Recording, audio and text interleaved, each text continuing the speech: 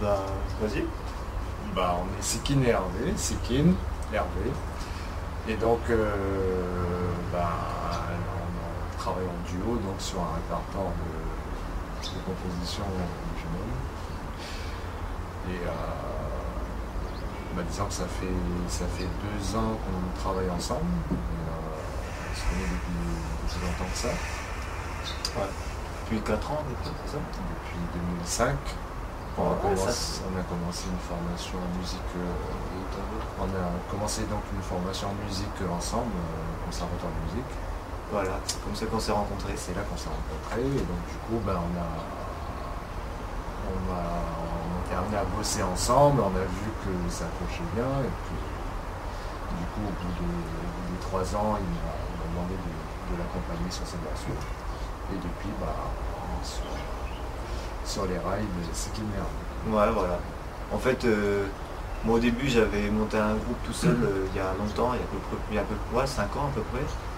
Et puis, c'est un peu dur parce que on était 5 dans le groupe en fait. Et puis, c'était un peu chiant à chaque fois pour les répètes, tout ça. Et puis, comme ça m'avait un peu saoulé, donc après, je me suis mis à faire mes chansons tout seul, à aller jouer sur scène tout seul et tout. Et puis, quand je l'ai rencontré au conservatoire et tout, disons qu'on a pu délirer ensemble, à jouer ensemble. Et puis là, j'ai testé plein de trucs avec lui et puis j'ai vu qu'à chaque fois ça marchait bien. Donc après à la fin je me suis dit autant qu'on joue ensemble parce qu'on s'entend bien. Et puis finalement au lieu de jouer tout seul, je joue avec lui et puis c'est vachement bien. Je trouve que c'est cool. Parce qu'il suit bien il suit bien le fait, par exemple moi je joue de la guitare un peu d'une façon un peu spéciale. Très rythmique on va dire. Ouais voilà. Et puis moi je chante aussi. Et puis lui après il fait la batterie, mais sa batterie elle est un peu différente aussi que les batteurs en général. Il accompagne beaucoup avec la grosse caisse et tout, donc ça fait que ça fait que ça appuie bien la voix et la guitare d'une part. Et puis peut-être notre complémentarité fait que pour l'instant, à l'heure actuelle, on peut assurer des prestations sans avoir besoin d'autres musiciens. Puis c'est le délire aussi. Et puis en même temps, c'est vrai que c'est très rare ce genre de duo, donc, guitare-voix et batterie. En général, il y aura toujours un bassiste en plus pour appuyer. Mais nous, on estime pour l'instant qu'un jour peut-être ça viendra, on trouvera un bassiste qui pourra nous accompagner, qui nous connaîtra totalement. Ou un clavier, mais disons que pour l'instant, c'est vrai que le délire de jouer à deux, moi je trouve ça génial à mesure où on est hyper complémentaires, que ce soit musicalement ou et puis humainement. C'est rapide aussi quand on est sur scène, tu vois. Parce que quand on est sur scène, par exemple moi si j'ai une idée, j'ai envie de changer un truc, juste à le regarder, puis allez, boum, ça change. Alors que quand t'es avec un groupe et tout, c'est bien, on peut faire beaucoup de choses, mais en même temps, t'as pas la spontanéité. Tu vois, par exemple si on n'a pas prévu ça avec le mec, disons que ça vient mais avec le temps quoi, à force de travailler avec les mêmes personnes et tout. Alors que là nous on se connaît bien mais en plus par exemple des fois je vais le regarder puis je vais allez on part en ska, allez on part en ska, on va faire un truc vachement cool, on peut le faire cool comme ça et tout. C'est bien je trouve. Puis en plus nous-mêmes on est obligé d'être super concentrés quand on joue, donc ça nous. En fait c'est vachement plus jouissif de jouer comme ça. C'est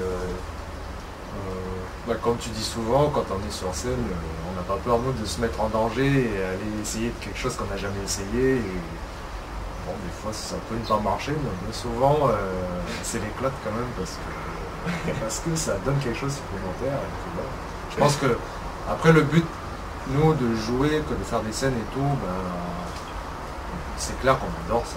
C'est un moment vraiment privilégié quand on est en concert. Et on cherche vraiment à toucher le public, c'est-à-dire à établir un contact qui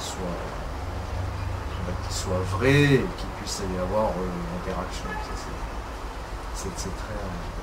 On y tient vraiment beaucoup. Puis regarde, par exemple, c'est pas jouer mécaniquement, froidement, comme ça, juste faire une représentation, comme ça peut exister. Mais il y a vraiment, nous on cherche le contact avec le public.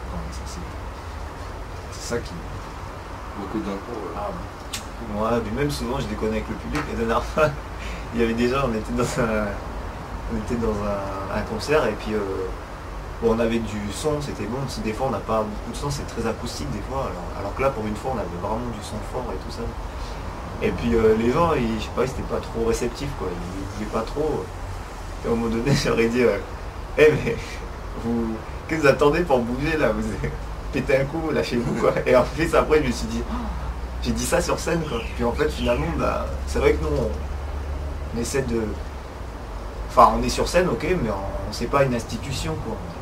Puis comme on est deux, en fait, c'est beaucoup plus proche des gens, quoi. En fait. On n'est pas. C'est sûr que quand on a tout un groupe derrière, avec, tu vois, par exemple, à partir de 5 musiciens, ça commence à être un gros truc. Bon, bah. Ouais. Non, là, c'est plus une. Nous, on est plus une formule beaucoup plus conviviale, on va dire. Et, en fait, c'est ça le but que l'on recherche à chaque fois qu'on joue, c'est d'amener le public dans ce qu'on appelle nous, notre univers. Parce que c'est vrai qu'on a, au niveau de nos chansons, on a instauré une espèce d'univers, ce qui est Hervé.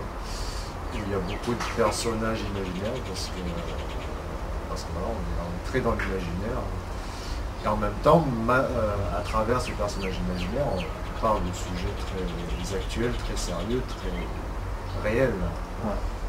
Mais avec beaucoup de détachement, sans avoir l'air d'être sérieux. Ouais, puis aussi, par exemple. Mais le message, c'est ça. Puis nous, par exemple, on a nos. En fait, on est des caricatures de nous-mêmes quand on va sur scène. Parce que par exemple, Hervé, lui, il fait souvent le mec froid, qui est comme ça, bon, même s'il rigole et tout, mais souvent, par exemple, moi, quand je commence à trop parler, il va me dire devant tout le monde comme ça, hey, arrête de parler, allez, je fais la musique et tout. Bon, ben, c'est vrai que c'est peut-être ce qu'il pourrait me dire en vrai, mais en même temps, c'est encore plus accentué. Voilà. On va dire, et puis moi, je fais plutôt l'autre côté, c'est plutôt le mec rigolo, qui dit des conneries et tout. Puis qui se la pète un peu sur scène et tout, qui dit des.